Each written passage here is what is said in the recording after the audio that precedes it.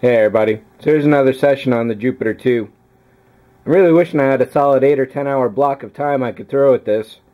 So far it's just been an hour or so here and there, but that is getting things moving along certainly.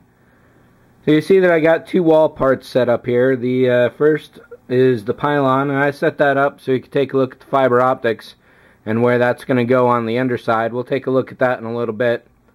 But first, let's talk about this doorway here. I've mentioned that I want to cut it apart, or cut the doorway out of the wall, rather.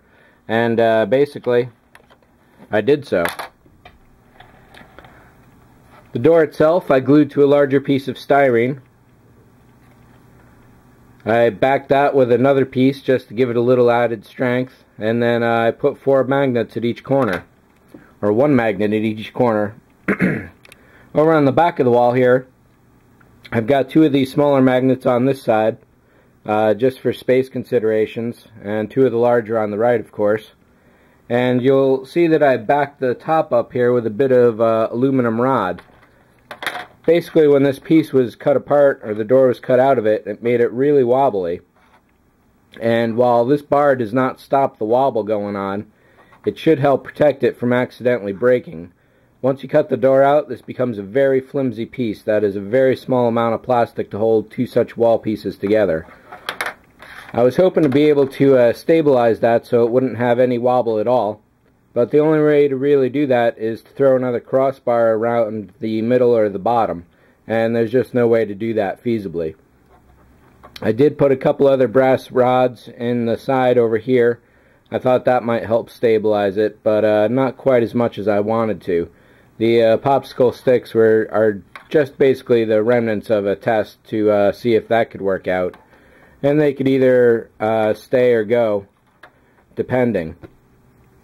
But it works out really good. This is a solid piece. The door itself, let's do this from the front here, snaps in really nicely.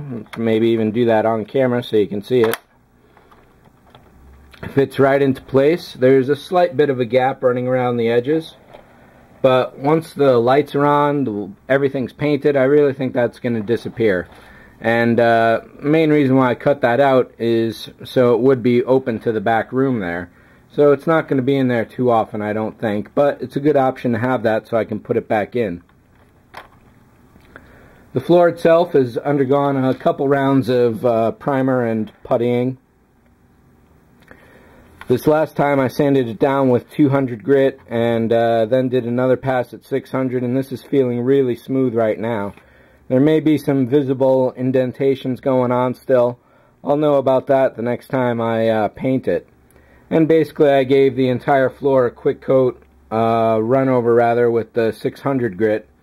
I'm starting to lose some of the circles that are inscribed there. They're not really deep or anything, they're just more shaped, so I don't know if they really belong there or not. But with all the sanding, they'll definitely be going away. They've disappeared in a few spots so far. And I don't think there's really any way to etch that back in at all. They're just really subtle definitions of lines. What else have I done up top? Not too much else up top here, actually. But let's pull the floor out and take a look at what's going on underneath.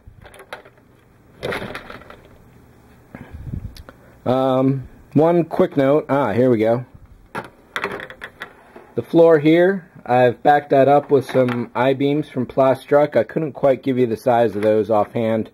They've been sitting around in stock for a while. In my stock, that is, for a while. And if the floor will go on real nice and quick here, there we go. Basically, I set these up the same way I did the round tubes. Just started with one side. I had thought 2 on the sides would be enough, but the one in the middle really gives it a lot of stability. So that's definitely worth going for if you do that yourselves. And to get those to fit, that was just basically a lot of testing and grinding with the cutting wheel on my Dremel. Shave it down a little, put it in place, see if it fits, bring it back out, shave it down again. And however tall or short you cut it, you can range it into any amount of area there, so you're not really likely to screw up any piece of I-beam. But if you do, just grab another and keep going. You could do this with rods as well. This just seemed to make a little bit of sense. The other thing I did here was, it's not much of anything really. I think I covered all the notes that I put on the inside here a little while ago.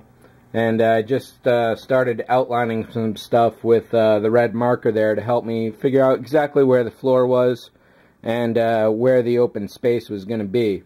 Like over here on the freezer wall, I know that I can put my LEDs anywhere in this area here, and the floor starts right there.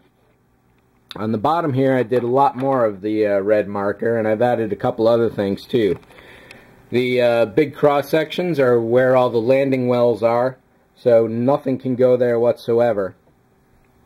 And the other thing I started doing here was to cut some aluminum tubes. These are all hollow, of course. And one end of these is going to be getting the LEDs, and the other end is where the fiber is going to go. So, for example, over here on the computer wall, this pylon piece will go on the top, of course, and then these individual threads will get threaded in to whichever color is appropriate there. Once I've picked all the threads out and put them into their individual places, I'll seal that up with some white glue or some black epoxy, and that will hold them in there for good. So over in this area, this is where I expect to have most of the LEDs. So I've got 5 tubes in there now. There's certainly room for a lot more to go down. I could even start doubling these up into different layers, so theoretically I could fit 10 of them there. There's plenty of space underneath the floor, so there's no problems with that. Yeah, like I said, basically I'll put a red, a blue, a couple yellows, some whites. I'll definitely throw some more in this area. Up here where the flight deck is, I've got 2 tubes right at the moment.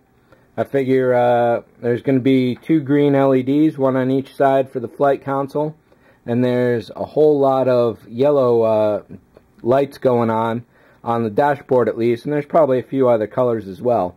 So I'm definitely putting 1 if not 2 yellow LEDs here, depending on how well the fiber fits in there.